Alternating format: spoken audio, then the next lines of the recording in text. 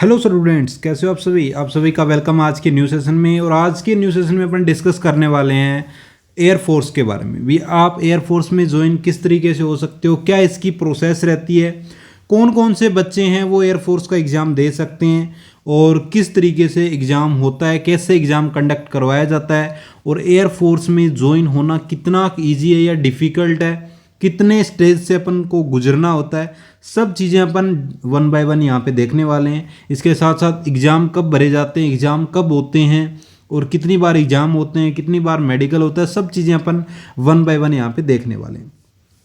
तो दोस्तों, अगर आपने अभी 12th क्लास पास आउट कर ली है तो भाई आपके पास एक सुनहरा मौका है। अगर आपने अभी 12th पास आउट कर रखी है तो आप एयरफोर्स का एग्ज़ाम दे सकते हो।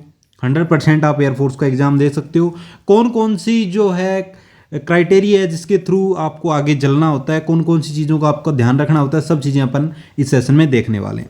तो चलिए सबसे पहले अपन देख लेते हैं भी एयरफोर्स जब आपको ज्वाइन करनी है तो उसके अंदर स्टेप कौन कौन से होते हैं, किस किस तरीके से आप उसको ज्वाइन कर सकते हो। तो देखिए सबसे पहले अपन डिस्कस कर लेते हैं अभी किस किस तरीके से आप इसको ज्वाइन कर सकते हो। तो भाई एयरफोर्स जो नई भर्ती है 2025 के अंदर इनटेक एक 2027 जो नया सेशन है वो आपका स्टार्ट होगा। जो नई वैकेंसी है वो आपकी आएगी 2027 के लिए जो आएगी, वो वैकेंसी आपकी कब तक आएगी वो भी मैं आपको डिस्कस करके बताऊंगा। तो देखो सबसे पहले अपन डिस्कस कर लेते हैं भाई आपकी जो ग्रुप, यहाँ पे दो ग्रुप के अंदर क्या होता है, एयरफोर्स है वो डिवाइड होता है एक एक्स ग्रुप में और एक वाई ग्रुप के अंदर। ठीक है ना। एयरफोर्स का दो तरीके से एग्जाम आपका कंडक्ट करवाया जाता है। एक तो आपका रहता है अभी एक्स ग्रुप के थ्रू। किसके थ्रू रहता है? एक एक्स ग्रुप के थ्रू रहता है आपका एग्जाम। और इसके अलावा एक एग्जाम आपका कौन सा रहता है अभी? Y group. ठीक है। एक्स ग्रुप और वाई ग्रुप दो तरीके से आपका एग्जाम जो है कंडक्ट करवाया जाता है। अब एक्स ग्रुप किसके लिए होता है? अभी एक्स ग्रुप आपका होता है साइंस सब्जेक्ट जो बच्चे हैं, यानी जिन्होंने पीसीएम ले रखा है, जिनके पास 12th के अंदर क्या था, पीसीएम था, वो बच्चे क्या कर सकते हैं, एक्स ग्रुप का एग्जाम दे सकते हैं।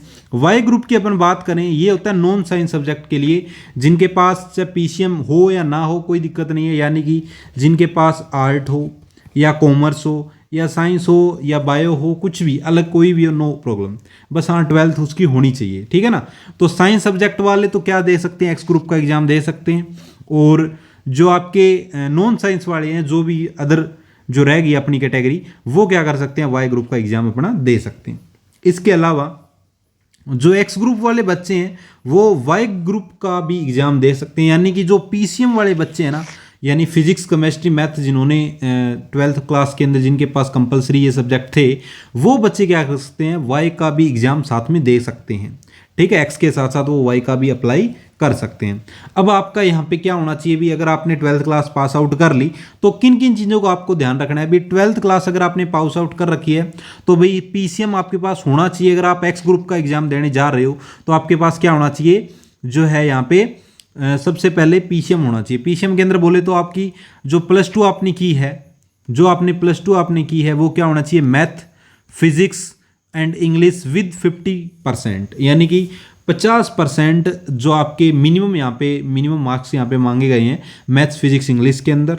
ठीक है ना। ये टोटल ओवरऑल की बात हो रही है। एंड ओवरऑल के अंदर आपकी क्या होना चाहिए, 50% होना चाहिए। यानी कि अगर आप टोटल आप देखो पूरे, अगर आपकी मार्कशीट जब आती है, जब आपका रिजल्ट आता है, उसके अंदर आप डिवाइड करके देख लेना अच्छे तरीके से। जब आपका अगर 50% से ऊपर बना, यानी 50% से ऊपर आपका अगर परसेंटेज बन रहे एग्जाम के अंदर, तो आप ये एग्जाम देख सकते हो। इसके अलावा आपका इंग्लिश के अंदर मिनिमम 50% मांगे गए यहाँ पे भी। इंग्लिश के अंदर भी आपके ना कम से कम 50% तो होनी चाहिए। इसके अलावा तीनों को मिला के यानी टोटल अगर अपन बात करें तो आपका 50% बनना चाहिए। तो ये साइंस सब्जेक्ट की बात होगी। नॉन साइंस की बात करें तो नॉन साइंस के अंदर +2 आपकी कंप्लीट होनी चाहिए, किसी भी स्ट्रीम के अंदर हो कोई प्रॉब्लम नहीं है। 50% इसमें मांगे गए, यानी कि टोटल आपके जो परसेंटेज है वो 50% आने चाहिए। और सिंगल अपन बात करें इंग्लिश की तो उसके अंदर भी आपकी क्या होनी चाहिए, 50% होने चाहिए। ये दो चीज़ें आपको माइंड में रख लेनी है भी। एक्स ग्रुप वाई ग्रुप के अंदर भी ये चीज़ें आपको डिफरेंस यहाँ पे देखने को मिलता है। तो ये चीज़ें आपको सबसे पहले माइंड में रख लेनी है अभी। चलिए अब अपन बात करते हैं सिलेक्शन प्रोसेस जो होता है किस किस तरीके से होता है। अभी सिलेक्शन प्रोसेस दो तरीके से कंडक्ट होता है भाई। दो तरीके कौन कौन से हैं? एक तो फेज़ फर्स्ट होता है अभी आपका यहाँ पे क्या होता है जी, एक तो आपका फेज़ फर्स्ट होता है। फेज़ फर्स्ट आपका होता है यहाँ पे क्या होता है भाई, फेज़ फर्स्ट आपका यहाँ पे होता है। फेज फर्स्ट के अंदर क्या होता है आपका ऑनलाइन एग्जाम होता है। अभी क्या होता है, ऑनलाइन एग्जाम होता है, कंप्यूटर बेस्ड टेस्ट होता है, ये कंप्यूटर बेस्ड टेस्ट, ठीक है ना, यानी कंप्यूटर के ऊपर आपका एग्जाम कंडक्ट करवाया जाता है, तो उसको अपन क्या बोलते हैं, कंप्यूटर बेस्ड टेस्ट बोलते हैं, या सीबीटी आप बोल सकते हो इसको। ऑनलाइन एग्जाम आपका कंडक्ट करवाया जाएगा। सबसे पहले ऑनलाइन एग्जाम आपका हो गया, एग्जाम देके आप घर पे आ गए। एग्जाम घर पे आने के बाद आपका मान लो 1-2 महीने के बाद जैसे ही रिजल्ट आया, आपका रिजल्ट आ जाएगा। जैसे ही आपका रिजल्ट आया, अगर आपने क्या कर दी, जो आपकी कट ऑफ बनी है उस कट ऑफ को अगर आपने क्वालिफाई कर दिया, तो आपका क्या आ जाएगा, सेकंड फेज के अंदर आप एलिजिबल हो जाओगे और आपके पास सेकंड फेज का भी ऑप्शन आ जाएगा। तब आप क्या कर पाओगे, सेकंड जो फेज है उसके अंदर जाओगे। सेकंड फेज का सर्टिफिकेट आपके पास होगा। तो फर्स्ट जो आपका फेज फर्स्ट है उसका एडमिट कार्ड आपके पास ऑलरेडी है ही, सेकंड फेज का एडमिट कार्ड आप डाउनलोड कर पाओगे अगर आपने जो फेज फर्स्ट है यानी कि ऑनलाइन एग्जाम को अगर आपने क्वालिफाई कर दिया है, आपकी कट ऑफ जो है, कट ऑफ से ऊपर आपके नंबर आ गए हैं, तो आप फेज फर्स्ट के अंदर क्वालिफाई हो जाओगे। और फेज फर्स्ट के अंदर अगर आप क्वालिफाई हो जाते हो तो आप फेज सेकंड के अंदर एलिजिबल हो जाते हो, तो फेज सेकंड का भी एडमिट कार्ड आपको मिल जाता है। ये दोनों एडमिट कार्ड और बाकी डॉक्यूमेंट लेके आप चले जाते हो फेज सेकंड को कंप्लीट करने के लिए। तो अभी फेज सेकंड के अंदर जब जाते हो तो सबसे पहले आपको वहाँ पे क्या करना होता है, डॉक्यूमेंट वेरिफिकेशन आपका सबसे पहले वहाँ पे हो जाता है फेज सेकंड के अंदर। फिर आपका यहाँ पे पीएफटी होता है, यानी फिजिकल फिटनेस टेस्ट वगैरह आपके यहाँ पे होते हैं। यहाँ पे आपकी रनिंग होती है, सेटअप वगैरह सब चीज़ें यहाँ पे इंक्लूड होती है, ठीक है ना। यानी सारा काम आपका यहाँ पे फिजिकल टेस्ट हो जाता है, ज़्यादा लंबा टाइम नहीं रहता है। रनिंग आपकी करवाई, रनिंग करवाने के बाद तुरंत आपको सेंटर के अंदर लाया जाता है, और सेंटर के अंदर लाने के बाद जो भी ट्रेनिंग सेंटर रहते हैं, जो भी एयरफोर्स के रहते हैं, वहाँ पे आपको लाया जाता है। और वहीं पे आपका क्या हो जाते हैं, सारे जितने भी अगर आपको जो मान लो फिटनेस के अंदर जो आपके यहाँ पे एलिजिबल मांगे गए हैं, वो सारी चीज़ें यहाँ पे होती है। वो आपका फिजिकल हो गया। फिजिकल होने के बाद फिर आपको नेक्स्ट स्टेप में चलना पड़ता है। फिर आपको एसआरटी का एक छोटा सा एग्जाम होता है, ठीक है ना। ये एक तरीके से इसको बोलते हैं, तो वैसे साइकोलॉजी टेस्ट बोलते हैं, यहाँ साइकोलॉजी टाइप एक टेस्ट होता है आपका। तो एक छोटा सा टेस्ट आपका करवाया जाता है, नंबरिंग सिंपल सा 20 एक नंबर का आता है, यानी 20 एक क्वेश्चन होते हैं, तो उसमें बस मिनिमम पास आउट होना होता है आपको। तो उसमें अगर आप पास आउट हो जाते हो तो कोई प्रॉब्लम नहीं है। फिर आप जीडी के अंदर चले जाते हो, यानी कि फिर आपको कहाँ पे बुलाया जाता है, जीडी के अंदर। ये एक दिन का काम होता है सारा का सारा, जीडी तक, तो ठीक है ना, जीडी तक आपको आगे बुलाया जाता है। तो एसआरटी अगर आपका हो जाता है क्वालिफाई, तब आपको क्या करते हैं, जीडी के अंदर बुलाया जाता है। तो जीडी के अंदर क्या होती है, आपकी ग्रुप डिस्कशन होती है। अभी ग्रुप डिस्कशन कैसे होती है सर ग्रुप डिस्कशन एक टॉपिक आपको दे दिया जाता है। जैसे मान लीजिए आपको क्या दे दिया, ग्रुप डिस्कशन का कोई भी टॉपिक दे दिया, मान लो इन्वायरमेंट के ऊपर आपको टॉपिक दे दिया, तो आपका एक ग्रुप बनेगा, 10 बच्चों का बन जाए, 15 बच्चों का बन जाए, एक ग्रुप आपका बन गया। वो ग्रुप बनेगा, उस ग्रुप के अंदर सारे के सारे बच्चे होंगे, ठीक है। अब 15-20 बच्चे आप हो, और वहाँ पे टीचर होंगे, जो भी आपके वहाँ पे होंगे सर, वो आपके सामने होंगे, 2 होंगे, 3 होंगे, 4 होंगे। तो वो आपको एक टॉपिक दे देंगे, और उस टॉपिक पे आपको चर्चा करनी होगी। चर्चा किस तरीके से भी, जैसे मान लो फर्स्ट पर्सन ने कुछ बोल दिया इन्वायरमेंट के ऊपर, तो सेकंड पर्सन भी उसको थोड़ा सा बढ़ा चढ़ा के उस टॉपिक पे थोड़ा सा और क्या कर दे, बढ़ा चढ़ा के उसके ऊपर थोड़ा सा और इंक्लूड करके वहाँ पे बोल देता है। ग्रुप डिस्कशन हो रही है, फिर थर्ड बच्चा वो भी बोल दे, फोर्थ, इस तरीके से क्या चलता है, वो पूरा सर्कल बोलता है। और अच्छे तरीके से अगर आप उस टॉपिक पर डिस्कस कर लेते हो अच्छे तरीके से, तो आपका वहाँ पे जीडी है ना अच्छे तरीके से क्वालिफाई हो जाता है। और वहाँ पे जितना भी पूरा का पूरा ग्रुप आपका 10 बच्चों का, 15 ग्रुप बच्चों का, उन सभी पूरे ग्रुप को क्या कर देते हैं, सिलेक्ट कर देते हैं जीडी के लिए भी, ठीक है ना। यानी जीडी आपकी वहाँ पे क्वालिफाई हो जाती है, ग्रुप डिस्कशन आपका वहाँ पे क्वालिफाई हो जाता है। तो ग्रुप डिस्कशन आपका क्वालिफाई हो जाता है। फिर उसके बाद आपका होता है मेडिकल। मेडिकल आपका लास्ट स्टेज रहता है। जैसे ही आपका मेडिकल हो जाता है, मेडिकल होने के बाद फिर आपकी क्या होती है, फाइनल कट ऑफ बन के आती है। अभी इतने नंबर वाले बच्चे हैं वो पास आउट हो गए हैं या इनको अपन सेलेक्ट कर रहे हैं, तो फाइनल आपकी एक कट ऑफ आती है। जैसे ही वो फाइनल कट ऑफ आ जाती है, तो उसके अकॉर्डिंग आप क्या हो जाते हो भाई, यहाँ पे सेलेक्ट हो जाते हो। तो ये पूरी की पूरी प्रोसेस रहती है। यानी सबसे पहले आपका ऑनलाइन एग्जाम होगा, फिर उसके बाद अगर एग्जाम आपने क्वालिफाई कर दिया, कट ऑफ के अंदर आप आ गए, मेरिट लिस्ट के अंदर, तो उसके बाद आपको आगे काम करना होता है। यानी डॉक्यूमेंट वेरिफिकेशन होता है, फिजिकल टेस्ट होता है, एसआरटी, जीडी और मेडिकल। ये इतने छोटे स्टेप हो जाते हैं, 2 फेज के अंदर आपका सारा काम हो जाता है। अंडरस्टैंड। तो ये आपका पूरा का पूरा सिलेक्शन प्रोसेस यहाँ पे रहने वाला है। चलिए आगे अपन बात करें सिलेबस की, तो भाई एयरफोर्स सिलेबस के अंदर अपन बात करें, एक्स ग्रुप और वाई ग्रुप दोनों के अंदर अलग अलग अपन बात कर रहे हैं। तो भाई अगर अलग अलग अपन बात करें एक्स ग्रुप और वाई ग्रुप के लिए, तो एक्स ग्रुप की अगर अपन बात करें तो मैथ के 25 क्वेश्चन आते हैं, फिजिक्स के 25 क्वेश्चन आते हैं, इंग्लिश के भी आपके 20 क्वेश्चन आते हैं। बात करें सर अपने चैनल के ऊपर अपन को क्या मिलेगा, भी आपको इस चैनल के ऊपर ओनली मैथ के रिगार्डिंग फुल डिटेल आपको यहाँ पे प्रोवाइड करवाई जाएगी, ठीक है ना। तो मैथ के जितने भी सेशन आपको यहाँ पे मिलेंगे, 1 नंबर आपको सेशन यहाँ पे प्रोवाइड करवाए जाएंगे। और अगर आपने अच्छे तरीके से वो सारे सेशन कवर कर लिए तो आपका मैथ 100% 25/25 आ सकता है, अगर अच्छे तरीके से आप उसको कवर कर लेते हो तो इस तरीके से आपका एक्स ग्रुप है वो 25 क्वेश्चन, फिजिक्स के अंदर 25 क्वेश्चन एंड इंग्लिश के अंदर 20 क्वेश्चन ये आपको करने होते हैं, ये सिलेबस आपका रहता है। वाई ग्रुप की अपन बात करें तो इंग्लिश के अंदर आपके 20 क्वेश्चन रहते हैं, रीजनिंग के अंदर आपके 15 क्वेश्चन रहते हैं, मैथ के अंदर 8 और जीके के अंदर 7 क्वेश्चन रहते हैं। इसको अपन बोलते हैं रागा। तो रागा के अंदर आपके 15 क्वेश्चन तो ये हो गए, मैथ के क्वेश्चन 8 हो गए, जीके क्वेश्चन आपके 7 हो गए। अब ये सिलेबस आपका एक्स का अलग हो गया और वाई का अलग हो गया। अगर अपन बात करें एक्स वाई दोनों कोई बच्चे दे रहे हैं, यानी एक्स वाला तो वाई का दे सकता है, वाई वाला तो एक्स का नहीं दे सकता है, लेकिन जो एक्स ग्रुप का बच्चा है वो वाई ग्रुप का एग्जाम दे सकता है। तो उस कंडीशन में क्या होगा, ये एग्जाम तो आपका होगा ही होगा, प्लस में आपका क्या आ जाएगा, ये जो है ना अलग से आपका रीजनिंग, मैथ, जीके, ये जो 25 क्वेश्चन है वो और साथ में इंक्लूड हो जाते हैं। तो आपका वाई ग्रुप का भी साथ में इंक्लूड जो है पूरा एग्जाम हो जाता है, साथ में ही हो जाता है। तो ये चीज़ आपको माइंड में रख लेनी है भी, अगर आप एक्स का एग्जाम दे रहे हो तो आप वाई का भी एग्जाम दे सकते हो। तो उसके अंदर जब आप फॉर्म फिल करो उस टाइम ही आपको क्या करना होता है, वो एग्जाम फिलअप करना होता है, X+Y दोनों को सेलेक्ट करके ही आपको जो फॉर्म फिल करना होता है। जैसे ही आप फॉर्म फिल कर देते हो तो उसके आपको देख सकते हो आप ये XY दोनों का आप एग्जाम भर चुके हो और आप दोनों का एग्जाम दे पाओगे। और सेम डेट आप सेम टू सेम मान लो उसी दिन आप क्या दे सकते हो एग्जाम, XY दोनों का एक ही दिन आपका एग्जाम हो जाता है, यानी एक्स का आपका एग्जाम होगा उसी टाइम आपका वाई का भी साथ में होके आ जाता है वो एग्जाम, तो वहीं पे आप वाई का दे सकते हो।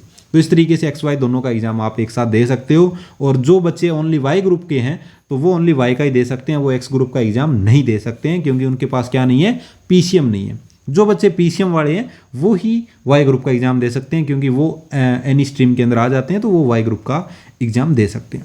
अंडरस्टैंड? तो भाई ये आपका हुआ XY ग्रुप का सिलेबस। अब अपन बात कर लेते हैं इसके एग्जाम पैटर्न की। तो भाई एग्जाम पैटर्न की अपन बात करें तो जो बच्चे एक्स ग्रुप के हैं उनको 60 मिनट देते हैं, अभी 1 घंटा पूरा उनको मिलता है, ठीक है। जो आपके 17 क्वेश्चन रहते हैं, 70 क्वेश्चन रहते हैं, 25 मैथ के रहते हैं, 25 फिजिक्स के रहते हैं और 20 आपके इंग्लिश के रहते हैं। तो 70 क्वेश्चन को करने के लिए आपको 60 मिनट देते हैं। एक क्वेश्चन आपका जो एक क्वेश्चन है वो आपका 1 नंबर का रहता है और 0.25 आपकी नेगेटिव मार्किंग यहाँ पे रहने वाली है भाई। तो इस तरीके से आपका एक्स ग्रुप यहाँ पे जो है पूरा का पूरा पैटर्न रहता है आपका। वाई ग्रुप की अपन बात करें तो ड्यूरेशन आपका 25 मिनट रहता है अभी, यहाँ पे कितना रहता है अभी, 25 मिनट आपको यहाँ पे दिए जाते हैं। 25 मिनट के अंदर आपको एग्जाम कंप्लीट करना होता है। 1 नंबर आपको जो है हर एक क्वेश्चन का मिलता है यहाँ पे भी, और 25 यानी कि 0.25 आपको यहाँ पे नेगेटिव मार्किंग देखने को मिलती है भाई। ड्यूरेशन की अपन बात करें X+Y की, यानी जो बच्चे X का भी है और Y का भी, यानी X वाले ही Y का दे सकते हैं। तो अगर XY दोनों साथ में देने जा रहे हो तो आपको वहाँ पे 85 मिनट दिए जाएंगे। 60 मिनट तो X के मिल गए और यहाँ पे 25 है वो रागा को कंप्लीट करने के लिए आपको मिल जाते हैं। तो इस तरीके से आपका Y भी आपका यहाँ पे कंप्लीट हो जाता है। एक क्वेश्चन 1 नंबर का मिलेगा और 0.25 आपकी यहाँ पे नेगेटिव मार्किंग रहने वाली है। तो इस तरीके से आप एग्जाम यहाँ पे दे पाओगे। तो ये पूरा प्रोसेस रहता है आपका XY एंड X+Y का, ठीक है ना। तो इस तरीके से आप पूरा एग्जाम पैटर्न आपको समझ में आ गया होगा। चलिए आगे अपन बात करते हैं अभी हाइट एंड चेस्ट की। इसके अंदर क्या हाइट मांगी गई है, क्या चेस्ट मांगी गई है। तो भाई हाइट अगर मेल की बात करें तो मिनिमम 152 यानी कि 152 सेंटीमीटर आपका कम से कम क्या होना चाहिए, हाइट होना चाहिए। तभी आप क्या कर सकते हो इस एग्ज़ाम को, यानी दे सकते हो, तभी उसमें आपका बेनिफिट है, वरना कोई बेनिफिट नहीं है अगर इससे कम आपकी हाइट है तो। बट इसके अंदर आपकी हाइट है वो 152 आपकी मांगी गई है, यानी 152 सेंटीमीटर आपकी मेल्स कैंडिडेट के लिए मांगी गई है। अभी जो मेल्स कैंडिडेट है वो आप इस एग्ज़ाम को दे सकते हो अगर आपकी 152 सेंटीमीटर कम से कम हाइट है तो। बात करें फीमेल कैंडिडेट की तो फीमेल के अंदर भी 152 सेंटीमीटर है। बट जो कैंडिडेट आपके बिलोंग कर रहे हैं नॉर्थ ईस्ट से, यानी हिल रीजन से, जैसे उत्तराखंड वगैरह हो गया, ठीक है ना, तो वहाँ के जो बच्चे हैं वो 147 सेंटीमीटर के हाइट वाले बच्चे भी वहाँ पे इंक्लूड हो सकते हैं। यानी वहाँ पे कैंडिडेट को सिलेक्ट किया जाएगा अगर आपकी 147 यानी 147 सेंटीमीटर हाइट है तो भी आपका वहाँ पे काम चलेगा, ठीक है। In case of candidate for Lakshadweep हो गया, अगर कोई कैंडिडेट लक्षद्वीप से है तो उसको 150 सेंटीमीटर कम से कम मिनिमम हाइट यहाँ पे मांगी गई है फीमेल कैंडिडेट के लिए ओनली ये, ठीक है ना। आगे अपन बात करें चेस्ट की, तो मेल कैंडिडेट के लिए आपको है 77 सेंटीमीटर कम से कम मांगा गया है, और जो मान लो एक्सपेंशन आपका मांगा गया है वो 5 सेंटीमीटर यहाँ पे, यानी जो फुलाना होता है, तो चेस्ट को फुलाना आपका 0.5% 5% आपका यहाँ पे रहेगा 5 सेंटीमीटर। ठीक है, फीमेल कैंडिडेट के लिए भी आपका चेस्ट है वो आपका सेम टू सेम रहेगा, और 5 सेंटीमीटर आपको एक्सपेंशन यहाँ पे मांगा गया है। तो ये आपका पूरा का पूरा क्या रह जाता है, यहाँ पे हाइट चेस्ट आपका रह जाता है भाई। अब अपन बात करें यहाँ पे इनटेक 1/2027 का, अभी तक कोई नोटिफिकेशन आया नहीं है, लेकिन नोटिफिकेशन जो आपका आना है वो कंफर्म डेट आपकी ये दिसंबर जनवरी, या तो दिसंबर 2025 के अंदर आ जाएगा, या फिर जनवरी 2026 के अंदर तो कंफर्म आना ही आना है, या तो दिसंबर के अंदर आपका आना ही आना एग्जाम। ठीक है, ओके, या तो आपका क्या हो जाए एग्जाम दिसंबर के अंदर आपको क्या आ जाए, जो नोटिफिकेशन आ जाएगा दिसंबर 2025 के अंदर, या फिर जनवरी 2026 के अंदर आपका कंफर्म आना ही आना होता है, क्योंकि ये तो आता ही आता है डेली, यानी जब भी आपके होते हैं। तो अब आपको मैं बताना चाहता हूँ भी XY ग्रुप का जो एग्ज़ाम होता है ना, वो साल के अंदर 2 बार आपके एग्ज़ाम कंडक्ट करवाए जाते हैं, साल के अंदर 2 बार आपके एग्ज़ाम कंडक्ट करवाए जाते हैं। एक तो आपका अगस्त के अंदर हो गया, या नोटिफिकेशन जो होता है उसके अकॉर्डिंग, और एक आपका जो है जनवरी के अंदर ये होता है। तो जनवरी के अंदर जो आपका नोटिफिकेशन आता है, ये एग्ज़ाम जो आपका होता है मार्च के अंदर एग्ज़ाम आपका ये कंडक्ट करवा दिया जाता है। तो मार्च 2026 के अंदर आपका एग्ज़ाम होना कन्फर्म है, ये तो आप माइंड में रखें। हाँ, नोटिफिकेशन अभी नहीं है, लेकिन आपको तैयारी अभी से करनी पड़ेगी, तभी जाके आप क्या कर पाओगे, एग्ज़ाम को क्रैक कर पाओगे। तो अभी से लग जाइए ताकि आपका एग्ज़ाम क्रैक हो। और आपको मैं बता देता हूँ दिसंबर या जनवरी के अंदर, दिसंबर 2025 के अंदर नोटिफिकेशन आ जाए, या जनवरी के अंदर तो कंफर्म आना ही आना है। फिर आपके पास टाइम नहीं रहेगा, 2-3 मंथ ही रहेंगे, इसलिए अभी से लग जाइए ताकि आप 4-5 मंथ के अंदर अच्छे तरीके से आप तैयारी कर सको। ठीक है, मैथमेटिक्स की जो भी सेशन रहेंगे, जितना भी पूरा सिलेबस आपको यहाँ पे इस सेशन के अंदर कंप्लीट करवा दिया जाएगा। कोई भी आपका डाउट हो, कुछ भी आपकी क्वेरी हो, तो आप मेरे से कांटेक्ट कर सकते हो। टेलीग्राम का जो लिंक है वो आपको यहाँ पे डिस्क्रिप्शन बॉक्स के अंदर मिल जाएगा, जहाँ पे आपको न्यू अपडेट मिलती रहती है, तो वो भी आप ज्वाइन कर लीजिएगा। आपका कोई भी डाउट हो तो आप अपना जो टेलीग्राम चैनल है उसको आप ज्वाइन कर लीजिएगा। इसके साथ साथ अपनी एप्लीकेशन है मैथ्स बाय जयदीप वर्मा के नाम से ही है, उसको भी आप डाउनलोड करके वहाँ पे रजिस्टर करके वहाँ पे भी आप मेरे से डाउट है वो आप पूछ सकते हो, और आप वहाँ पे भी टेलीग्राम चैनल ज्वाइन कर सकते हो। व्हाट्सअप चैनल है वो भी आप ज्वाइन कर सकते हो। अब बात करें इसके अंदर एज लिमिट आपकी क्या होगी भी। एज लिमिट अगर आपका जो रहेगा, जो आगे आपकी आएगी भर्ती, उसके लिए बता रहा हूँ मैं भी। अगर आप इनटेक 2027 की बात कर रहे हो, ये 01 इसको इंडिकेट कर रहा है भी 2027 के अंदर जो फर्स्ट भर्ती के अंदर जो सिलेक्ट होंगे उनके लिए है ये, और 2027 2 आएगा वो सेकंड के लिए होगा, तो अभी 1 के लिए ओनली। तो इसके अंदर क्या है, अगर आपका जन्म 1 या 2 जनवरी 2006 से को हुआ है, या तो 1 जनवरी या 2 जनवरी 2006 को हुआ है, या उसके बाद कभी भी हुआ हो, कोई दिक्कत नहीं है, 5 को, 3 को, 6 को, 8 को, कभी भी हुआ हो, उससे लेकर के 1-2 जुलाई 2009 तक आपका क्या है, अगर जन्म इन दोनों डेट के बीच में या इन दोनों डेट को भी है तो भी काम चलेगा। आप क्या कर सकते हो, इस फॉर्म को फिलअप कर सकते हो, कोई प्रॉब्लम नहीं होगी। तो 1-2 जनवरी से लेके 1-2 जुलाई 2009 तक, यानी 2006 से लेके 2009 के बीच में आप क्या कर सकते हो, जो है अप्लाई कर सकते हो। बट डेट आपको माइंड में रख लेनी है भी 2006 का तो जनवरी मंथ हो गया, और 2009 का आपका क्या है, जुलाई मंथ हो गया। तो इसके बीच में क्या कर सकते हो आप, है एग्जाम है वो क्या कर सकते हो भी फिल कर सकते हो। इसके अलावा आप जो एग्ज़ाम फिल नहीं कर सकते हो। ठीक है, तो ये डेट आपकी कंफर्म यहाँ पे मांगी गई है, तो इन चीज़ों का आपको ध्यान रख लेना है। अब आपका कोई भी डाउट हो, कुछ भी सेशन यानी कोई भी आपका क्वेरी हो, तो आप मेरे से कांटेक्ट कर लीजिएगा। अच्छे तरीके से तैयारी कीजिए। एयरफोर्स जो आपकी नई भर्ती आने वाली है, ये बहुत ही जल्द आपकी आएगी, मैं आपको बता रहा हूँ, दिसंबर या जनवरी के अंदर आपकी आनी कंफर्म है। आपका कोई भी डाउट, कुछ भी क्वेरी हो, मेरे से कॉन्टैक्ट कर लीजिएगा। मैथमेटिक्स के डेली सेशन आपकी आज से स्टार्ट कर दिए गए हैं, अलग से प्लेलिस्ट आपकी बना दी जाएगी। कोर्स भी आपको प्रोवाइड करवा दिया जाएगा, अगर आपको ज़रूरत होगी तो अच्छे तरीके से आपको कोर्स भी प्रोवाइड करवाया जाएगा।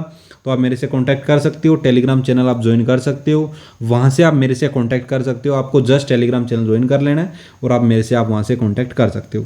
ओके दोस्तों, तो मिलते हैं अपन मैथमेटिक्स के जो पूरा का पूरा आपका सिलेबस है, यानी मैथ्स का जो पूरा का पूरा सिलेबस है, वो आपको कंप्लीट करा दिया जाएगा। +1 एंड +2 का अच्छे तरीके से आपको फुल कंप्लीट जितने भी क्वेश्चन आपके बन सकते हैं, लास्ट ईयर के, न्यू ईयर के, जितने भी नए क्वेश्चन आपके बन सकते हैं, सब चीज़ें आपको कवर करवाई जाएगी। अच्छे तरीके से तैयारी कीजिए और एयरफोर्स के अंदर ज्वाइन कीजिए। तो ओके फ्रेंड्स, मिलते हैं अपन नेक्स्ट वीडियो में, तब तक के लिए bye bye, thanks for watching, धन्यवाद, जय हिंद जय भारत।